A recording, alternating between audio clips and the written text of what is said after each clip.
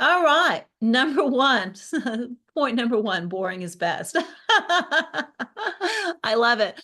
This came up because we were doing our pre-production meeting as we do every week. And we were talking about the script that we'd be going over today. And I said, I know it sounds boring, but I say the same thing over and over and over and over again. It's got to be what it's like to star on Broadway, right? You do the exact same thing over and over again, but you get paid really well for it. So that's the really good news. You don't have to master a lot of scripts. You got to master one, get really good at it, and then put a word or two in front of it to make it fit your audience. So pretty cool stuff. So let's talk about, what do you say to rich people? So here's the script that we're going to be using today. As you probably know, I'm a realtor with eXp, and with the shifting market, lots of my luxury home sellers are curious about how it's affecting their home values. I'm curious, have you given any thought at all to selling your home? Now, why do we use these words? Well, first of all, whenever you say, I'm curious, it does something to the brain. It's one of those NLP words that's really important. And that's the reason that we have it twice in this particular script. Now, in the text message script, we switched it up a little bit because we want the brain to hear the word curious. And how simple is that script? For a lot of you, this is going to look very, very, very familiar. It's the same script that we taught in week one. I just changed the word. I just added the word luxury. And if you're not comfortable saying, or you don't have any and you don't want to say lots of my luxury home sellers are curious, just say lots of our luxury home sellers are curious. And this very simple script will open doors. Why is the script so short? Because wealthy people don't want a lot of chit chat. They want you to get straight to the point. Of course, you're going to start as usual with, so-and-so, do you have a minute for a quick business call? If yes, if they say yes, they are open to selling their property, then immediately set an appointment to sit down with them, to come to their house and preview it. Or if they're looking to buy a house, then set an appointment to start showing them some properties, and then ask them a friendly question. So remember, we always start with, do you have a minute for a quick business call? And then you end on something warm and fuzzy. How's the family? How's your kids? How's your wife? How's your whatever? How's your puppy dog? Whatever it is that you know about them. If they're a Cowboys fan, what'd you think about the Cowboys game last night? Whatever makes the most sense for you to have a friendly conversation. And that's how you always want to end. Okay.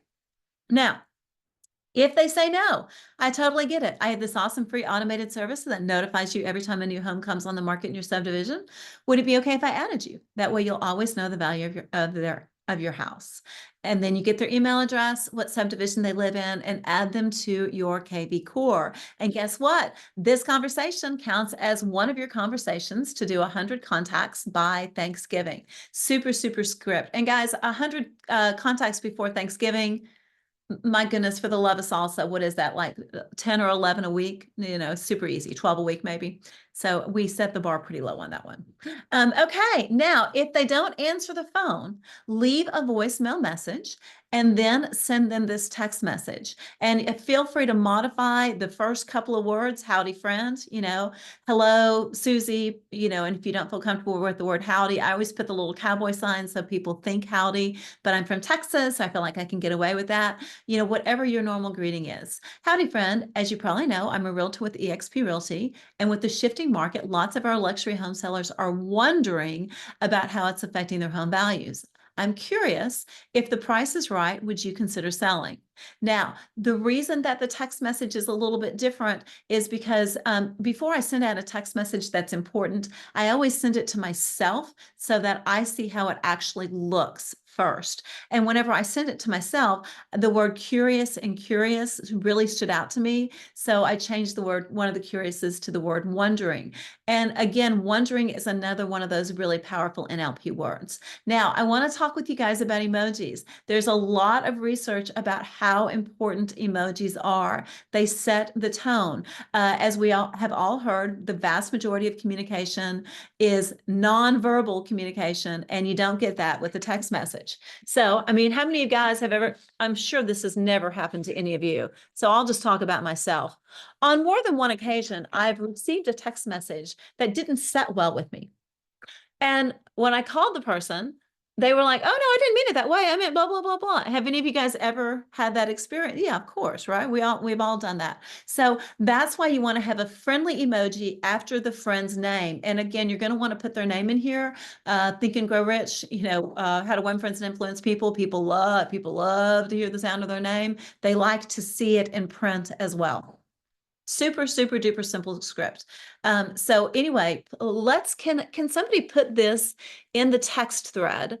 And then if you guys will copy this text and paste it and send it to yourself, that way you've always got a copy of it. Marketing 101, the more you call out a demographic, the more they pay attention, right? So attention Palm Coast Realtors 50 and above is going to get my attention a lot faster than attention realtors, right? So if you know the subdivision that they live in, lots of our Dominion homeowners are wondering, or our Dominion home sellers are wondering.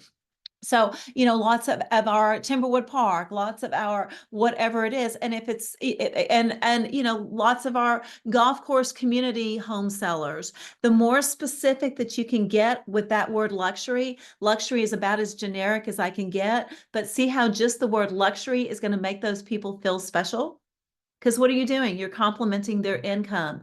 People love that. So very powerful. And I will tell you everything as I tell you each time, everything we do is laced with NLP. So the only two words that I'm giving you permission to change is howdy and friend. Please, for the love of salsa, keep everything else as it is.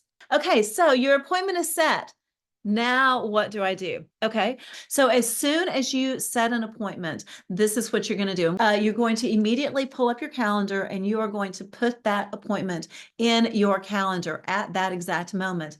And you are going to add your friend's contact information to that appointment so that they are getting the calendar invitation as well. And you're going to want to be specific. You're going to use their name first. Okay, so Curtis and Traci talk real estate, and then put the property address that they've got, or wherever it is that you're going to meet them, and send them that calendar invitation immediately. What does that do? Well, first and foremost, it makes you look like a professional. It makes you look like you're going to take care of business, and it makes sure that they don't automatically forget about it and double book something on top of it. I mean, if it's not in the calendar, it doesn't exist, right? So you're going to immediately send them a calendar invitation, and then you're going to confirm the appointment the day before, and then you're going to confirm the appointment about an hour and a half to 2 hours before the appointment. Incredibly important. Reminder, reminder, reminder. I have never gotten upset with somebody because they sent me too many reminders, right?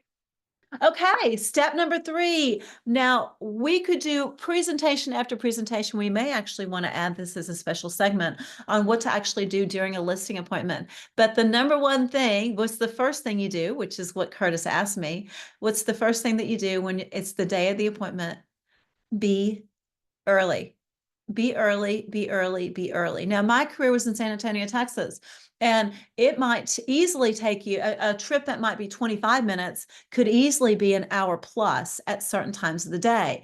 And obviously, you can always, do the Google Maps and guesstimate about how long theoretically it should take you. We all do that anyway. But I would add, I almost always pretty close to doubled the amount of time that I needed to get to an appointment. And if the appointment is at 3, then you need to have in your brain that that appointment is at 2:50 for you, because you need to be a street away, sitting there calmly, doing your meditation, doing your incantations, you doing your mantras, texting somebody that you love and sending somebody that you love a sweet message, a compliment. You want to spend those 10 minutes before you go into an appointment in a quiet, peaceful place, doing something that fills your heart with joy and happiness. And truthfully, guys, this is good advice for almost any appointment that you ever have, right? If you're going to go into your kid's school, you better be there early and do some meditation before you walk in. Why do you do this? Because you want to make sure that when you walk into that property, when you sit down with that client, you're in the most peaceful, calm place.